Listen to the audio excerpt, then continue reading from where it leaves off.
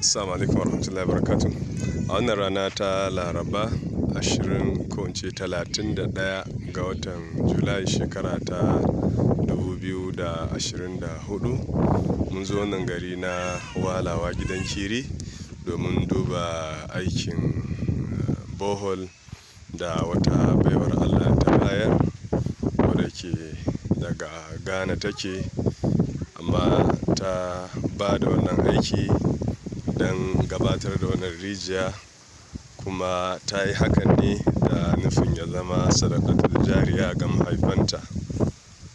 Muna addu'ar Allah maɗaukakin sarki ya karɓi wannan aiki, Allah ya mata sakamako da mafi alkhairin sakamako, su kuma wanda aka yi aikin domin su muna addu'ar Allah ya isar da ladan. Kamar yadda muka yi bayani lokacin da muka shigo wannan gari ne da suke da fama da matsalar ruwa, wanda sai an yi tafiya mai nisa sannan a samu ruwa a rafi.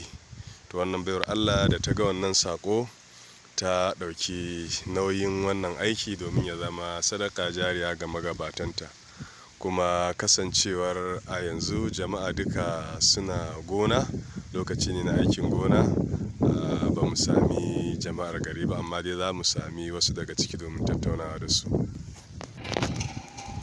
To alhamdulillah, kamar yadda muke gani dai ga rijiya an kammala, ga kuma ruwa ya samu.